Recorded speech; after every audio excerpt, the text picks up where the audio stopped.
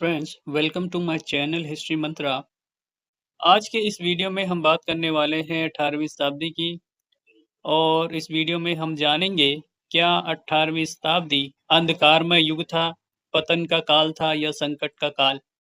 18वीं शताब्दी पे इतिहासकारों द्वारा बहुत कुछ लिखा गया है और 18वीं शताब्दी को लेकर के एक भारी डिबेट जो है इतिहासकारों में हमें मिलती है। तो आइए अब हम जानते हैं। जैसा कि आप लोग जानते हैं कि मुगल साम्राज्य की जो स्थापना है वो बाबर ने 1526 ईस्वी में की थी और यह औरंगजेब के शासनकाल के बाद तेजी से पतन की ओर बढ़ने लगा। औरंगजेब का जो शासनकाल है वो 1658 से 1707 है। 1707 में जो है औरंगजेब की डेथ हो जाती है। औरंगजेब के मरने के बाद 1738 में दिल्ली के उपनगरों पर मराठों द्वारा लूटपाट की जाती है। 1738, 1739 में फारस के नादिर शाह ने दिल्ली को लूटा। 1756-57 में अफगान अहमद शाह अब्दाली ने दिल्ली को लूटा।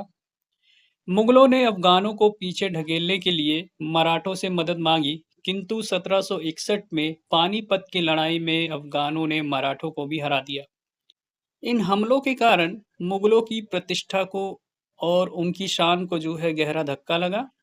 सेना में आपसी कलह के कारण अहमद शाह अब्दाली को वापस अफगानिस्तान जाना पड़ा, लेकिन मुगल साम्राज्य की जो प्रतिष्ठा थी उसको काफ़ी ठेस पहुंची। 18वीं शताब्दी में मुगल सत्ता का जो है पतन दिखाई देने लगता है और क्षेत्रीय शक्तियों का उदय होने लगता है।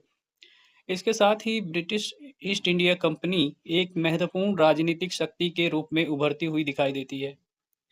पलासी और बक्सर के युद्धों को जीतने के बाद ब्रिटिश कंपनी उत्तर भारत में एक महत्वपूर्ण राजनीतिक शक्ति के रूप में उभर कर आती है।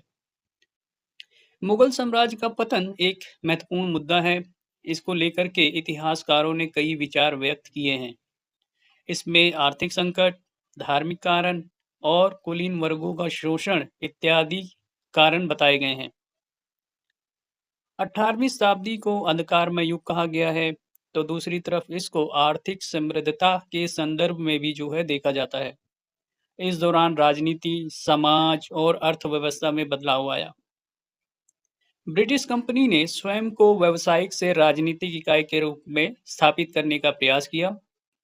इतिहासकारों ने 18वीं शताब्दी में आए बदलावों और उसके कारणों को जानने का प्रयास किया है। जैसे कि क्या यह सामाजिक पतन का समय था? क्या यहाँ पे राजनीतिक अव्यवस्था दिखाई देती है? क्या यहाँ अराजकता थी या अव्यवस्था जो है उभर रही थी?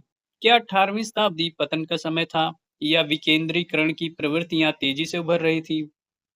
क्या मुगलों के पतन से अंधकार युग आया, अराजकता आई और विदेशी हमले हुए?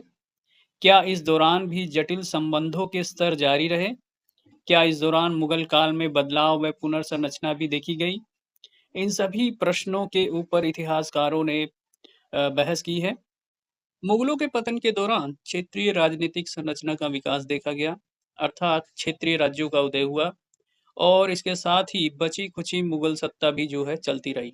जैसे कि हैदराबाद, जो कि मुगलों के अधीन था, वह मुगलों से अलग हो चुका था। मुगलों के विघटन से राजनीतिक सत्ता का पतन नहीं हुआ और न ही पूरे समाज में आर्थिक ठहराव देखा गया। स्थानीय स्तर पर अर्थव्यवस्था में बदलाव आया और यह व्यापार व मुद्रा के हस्तांतरण से जुड़ी रही। ब्रिटिश कंपनी की शक्ति में विकास देखा गया। यूरोपीय प्रभाव के बढ़ने के कारण पहले से स्थापित व्यवस्था को खतरा उत्पन्न हुआ। मुगल साम्राज्य के पतन के निम्न कारण इतिहासकारों द्वारा सुझाए गए हैं। पहला है औरंगजेब का व्यक्तित्व और धार्मिक नीति, जिसके कारण बड़ी आबादी में अलगाव देखा गया। दूसरा है जागीरदारी संकट, जो कि कृषकों के लिए उत्पीड़क था। तीसरा है साहूकारों व व्यापारियों द्वारा साम्राज्य को वित्तीय व व्यापारिक तौर पर समर्थन न दे पाना। चौथा कारण है सांस्कृतिक, वैज्ञानिक और अन्य ताकतों का मुगल सत्ता के पतन में योगदान।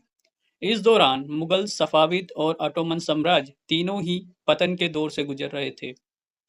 केंद्र द्वारा क्षेत्रीय कुलीनों की वफादारी को न रख पाना, ये भी एक महत्वपूर्ण कारण था।